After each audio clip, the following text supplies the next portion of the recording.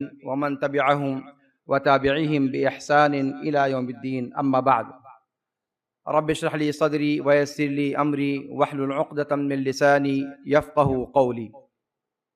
رب زدني علما. أعوذ بالله من الشيطان الرجيم. بسم الله الرحمن الرحيم. وأحل الله البيع وحرم الربا فمن جاءه موعظة من ربه فانتهى فله ما سلف وأمره إلى الله ومن عاد فأولئك أصحاب النار هم فيها خالدون. جناب صدر، ناظم جلسہ، معزز مکرم علماء کرام اور محترم سامعین و سامعات، اللہ کے فضل و کرم سے تجارت سے متعلق مختلف پہلوؤں سے آپ کے سامنے گفتگو پیش کی جا رہی ہے۔ حقیقت میں یہ پروگرام تشجیع کا مستحق ہے۔ سب سے پہلے میں اسلامک انفارمیشن سینٹر والوں کا شکریہ ادا کرنا چاہوں گا کہ اللہ رب العالمین نے انہیں توفیق دی کہ انہوں نے اس اہم موضوع کی طرف توجہ کی۔ اللہ رب العالمین اس پروگرام کو ہم سب کے لیے مفید بنائے۔ بغیر کسی تاخیر کے مجھے جو عنوان دیا گیا ہے، میں اس عنوان پر کچھ باتیں مختصر طور پر آپ کے سامنے پیش کرنے کی جسارت کرنے جا رہا ہوں۔ حقیقت یہ ہے کہ بیع کا جو معاملہ ہے، بیع و شراء کا معاملہ، تجارت کا معاملہ، قرض کا معاملہ، یہ ایسے معاملات ہیں جن کے اندر ہر گزرتے وقت کے ساتھ نئی نئی تبدیلیاں آ رہی ہیں، اور ان تبدیلیوں کو منضبط کرنے کا کوئی واضح اصول اگر پیش کیا جا سکتا ہے تو وہی جیسے ہمارے ڈاکٹر نور صاحب نے، اس سے پہلے بھی عبدالشکور بھائی نے اور سارے مقررین نے آپ کے سامنے پیش کیا کہ اصالتاً ہمیں ان چیزوں کو دیکھنا ہوگا کہ جو چیزیں اس کے جواز اور عدم جواز پر اثر انداز ہوتی ہیں۔ غرر کا معاملہ، دھوکے کا معاملہ، ظاہر سی بات ہے کہ بیوع میں مکمل طور پر غرر کا انکار نہیں کیا جا سکتا۔ کہیں نہ کہیں کسی نہ کسی درجے میں بیع کی تقریباً ہر شکل میں اس قسم کا رسک موجود ہے۔ اسی لیے غیر مغتفر کی بات کہی جاتی ہے کہ غرر زیادہ نہ ہو، غرر فاحش نہ ہو۔ اسی طریقے سے قمار کا مسئلہ ہے، اور پھر ربا کا مسئلہ ہے۔ قرآن کی جو آیت آپ کے سامنے پڑھی، وَأَحَلَّ اللَّهُ الْبَيْعَ وَحَرَّمَ الرِّبَا، یہ واضح طور پر ایک چیز کو حلال کرتا ہے اور ایک چیز کو حرام کرتا ہے۔ اور معاملات میں یہ آپ کے سامنے بات پیش کی جا چکی ہے کہ اصل یہ ہے کہ حلت ہے، اصل یہ ہے کہ ساری کی ساری شکلیں حلال ہیں، الا یہ کہ حرام شکلوں میں سے کوئی چیز آ جائے۔ مجھے cash back, bonus, money transfer, discount وغیرہ کے تعلق سے کچھ باتیں عرض کرنی ہیں۔ سب سے پہلے میں اختصار کے ساتھ چاہتا ہوں کہ اس کے بارے میں مختصر آپ کے سامنے بات پیش کر دوں کہ یہ چیزیں ہیں کیا۔ کیش بیک عام طور سے یہ ایسی پیشکش ہوتی ہے جس میں خریدار کو خریداری کرنے کے بعد کچھ مخصوص رقم واپس دی جاتی ہے۔ یہ رقم عام طور پر اسی ادارے کی طرف سے دی جاتی ہے جس سے خریداری کی جاتی ہے۔ مثلا کسی مخصوص کریڈٹ کارڈ یا موبائل ایپ کے ذریعے خریداری کرنے پر کل خریداری کا کچھ فیصد واپس ملتا ہے۔ اس کے تعلق سے شریعت کا کیا حکم ہے؟ اگر یہ کیش بیک کا جو کارڈ دیا گیا ہے یا یہ جو آفر ہے، اگر یہ کسی شرط یا سودی لین دین سے مشروط نہیں ہے تو پھر اس کا جائز ہونا بنتا ہے اجمالی طور پر۔ اس کی تفصیل میں ابھی آگے پیش کروں گا۔ اور اگر سودی کریڈٹ کارڈ وغیرہ پر مل رہا ہے تو سود کی وجہ سے وہ چیز ناجائز ہوگی۔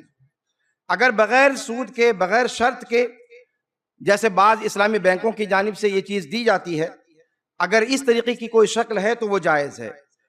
اس سلسلے میں تفصیلات میں علماء کرام کا اختلاف ہے۔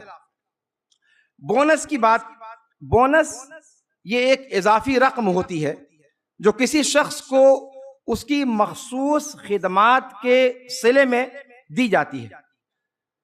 مثلا جہاں انسان کام کر رہا ہے، کمپنی والوں نے عید کے موقع پر، نئے سال کے موقع پر، یا کمپنی کا فائدہ اور اضافہ، اس کے اندر کوئی خاص ترقی آئی اس موقع پر، یا کسی کے ذمہ کوئی کام لگایا اور اس کام کی انجام دہی کے بعد خوش ہو کر اس کو جو رقم دی جاتی ہے، یہ بونس کہی جاتی ہے۔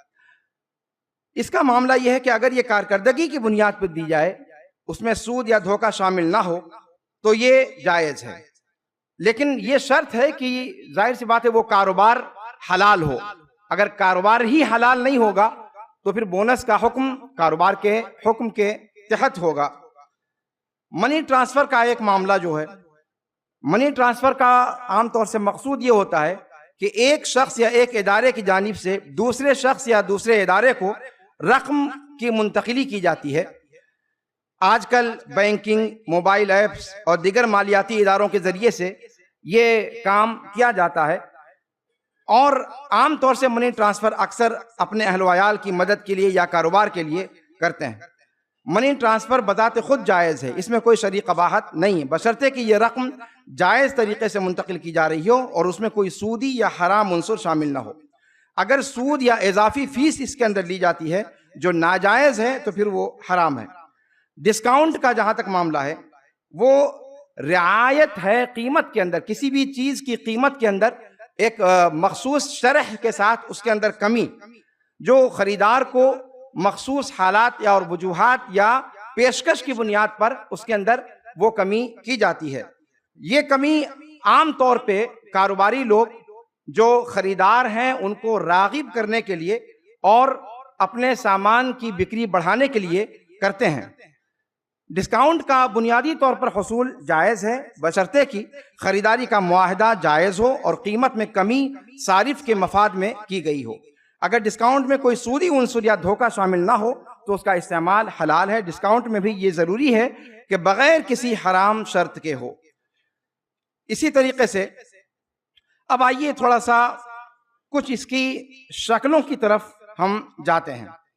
کیش بیک کا جو معاملہ ہے، چونکہ میں نے آپ کے سامنے ذکر کیا کہ یہ سب جو بیوع کی نئی شکلیں ہیں یا قرض کی نئی شکلیں ہیں، اس میں علماء کرام کا نقطہ نظر مختلف ہے۔ بعض علماء ایک خاص نقطہ نظر سے دیکھتے ہیں، جبکہ بعض دوسرے علماء ایک دوسرے نقطہ نظر سے دیکھتے ہیں۔ تو ایسے مسائل میں واضح طور پر یہ کہہ پانا کہ یہ جائز ہے اور یہ ناجائز ہے، یہ بہت جسارت کی چیز ہے، اور ایسا ہم لوگ کرتے بھی نہیں ہیں، اور علماء کو یہ زیب بھی نہیں دیتا، اس لیے کہ یہ مسائل وہ ہیں جو بڑی بڑی فقہی اکیڈمیوں کے حوالے کی جاتے ہیں۔ مجھے اس موضوع کی تیاری کے موقع پر مجھے تعجب ہوگا آپ کو کہ حیات و کبار العلماء سعودی عرب، مجمع الفقہ الاسلامی، ان کے فتاوے دیکھنے کو ملے، تو انہوں نے بعض شکلوں کے تعلق سے کہا کہ یہ شکلیں ابھی مزید اس میں ہمیں غور کرنے کی ضرورت ہے کہ اس کا ما لہ و ما علیہ کیا ہے۔ اس کا مطلب یہ ہے کہ جب علماء کی، اور وہ بھی انٹرنیشنل پیمانے کے بڑے بڑے راسخین فی العلم، متخصص علماء، ان شکلوں میں سے بعض شکلوں کے بارے میں کوئی واضح بات کہتے ہوئے جھجکتے ہیں، تو پھر ہما اور شما کی تو کوئی بات ہے ہی نہیں۔ شیخ خسلان یہ عرب کے بڑے مشہور معروف عالم ہیں، ان کی خاص طور پہ جو معاملات مالیہ ہیں ان پر ایک خاص نگاہ ہے۔ ان کے سامنے یہ بات آئی کہ بعض بینک ہر خریداری کے وقت میں ایک نقد رقم دیتے ہیں، اور یہ کیش بیک کارڈ کی بنیاد پر ہوتا ہے، یہ ایک ڈیجیٹل کارڈ ہوتا ہے۔ عام طور پہ یہ کارڈ مفت میں دیا جاتا ہے، اس کارڈ کی کوئی قیمت لی، اس کی بھی بات ابھی آئے گی کہ کارڈ کی دو شکل ہوتی ہے۔ ایک تو یہ کہ وہ کارڈ آپ کو فری میں دیا جائے، فری آف کاسٹ، اگر ایسا ہے تو اس کے استعمال میں کوئی حرج نہیں ہے۔ اگر سود کی شکلیں نہیں ہیں یا غرر کا معاملہ نہیں ہے، وہ جو شرطیں عام شرطیں ہیں وہ اگر نہیں پائی جاتی تو استعمال میں کوئی حرج کی بات نہیں ہے۔ دوسری شکل یہ ہے کہ وہ جو کارڈ بنایا جاتا ہے، اس کارڈ کے بنانے کا جو واجبی خرچ ہے وہ خرچ آپ سے لیا جائے، اور اگر ایسا ہوتا ہے تب بھی کوئی حرج کی بات نہیں ہے، لیکن اس کے اخراجات جو پڑتے ہیں اس سے زائد اگر کوئی بینک آپ سے کاٹتا ہے تو پھر وہ درست شکل نہیں ہوتی، یا پھر اسی طریقے سے کسی بھی کارڈ کے اندر یہ بات آتی ہے۔ دوسری بات یہ کہ اس کارڈ کی بنیاد پر جو رقم آپ کے ہاتھ آتی ہے، اگر اس کو لوٹانے میں یا اس کے حوالے سے کوئی تاخیر کرنے پر آپ کے اوپر کوئی اگر جرمانہ لگتا ہے تو پھر اس اعتبار سے اس کارڈ کا استعمال علماء کرام نے اس کو جائز قرار نہیں دیا ہے۔ تو شرعی اعتبار سے پہلے یہ دیکھنے کی چیز ہے کہ کارڈ شرعی اعتبار سے اس کا استعمال درست ہے یا نہیں۔ اب اگر درست ہے تو پھر اس کے بعد ہم دیکھیں گے کہ اس پر جو کیش بیک ہمیں ملتا ہے اس کیش بیک کے تعلق سے علماء کا کیا کہنا ہے۔ تو سب سے پہلی بات وہی میں نے بتایا کہ کیش بیک کا معاملہ یہ ہے، گویا آپ نے ایک چیز خریدی، آپ نے جو چیز خریدی ہے اس کی جو اصل قیمت ہے اس میں سے کچھ قیمت سامنے والے کی طرف سے واپس آپ کو مل جاتی ہے۔ گویا اس کی شکل یہ ہے کہ بیچنے والے نے ایک چیز بیچی، کہا کہ اس کی قیمت 1000 روپے ہے، لیکن میں آپ کو 1000 میں اس کو بیچ تو رہا ہوں 1000 میں، لیکن آپ سے میں لوں گا 990 روپے، اس طریقے کی شکل۔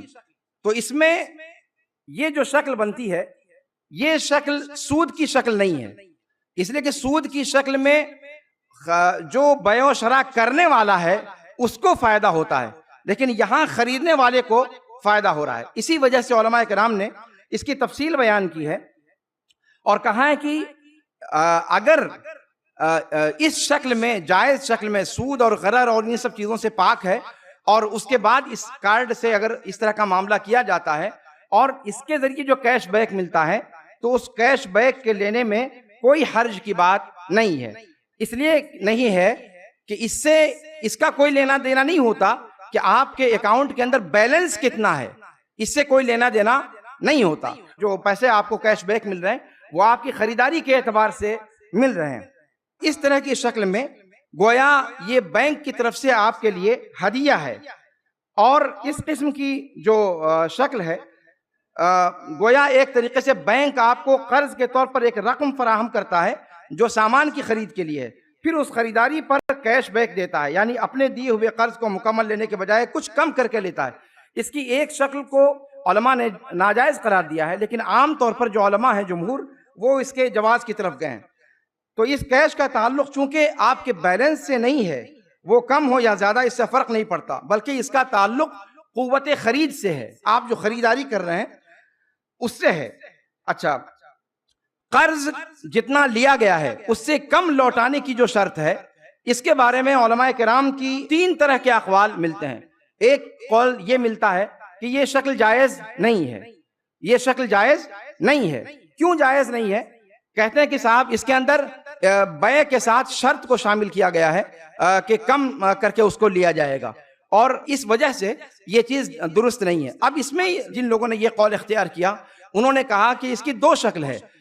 ایک شکل تو یہ کہ مکمل وہ بیع بھی فاسد ہو گئی اور شرط بھی فاسد ہو گئی۔ دوسرے بعض لوگوں کا کہنا ہے کہ بیع صحیح ہوگی لیکن وہ شرط معتبر نہیں مانی جائے گی۔ دوسرا قول یہ ذکر کیا گیا ہے کہ قرض اور شرط یہ صحیح ہے۔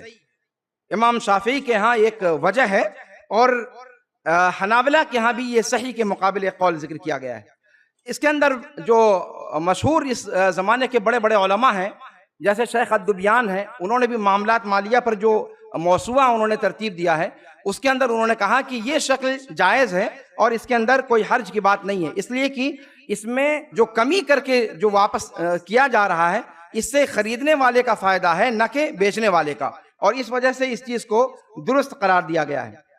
بعض لوگوں نے یہ کہا ہے کہ اس کے اندر ایک مماثل ہونا چاہیے، قرض جتنا لیا اتنا دیا جائے۔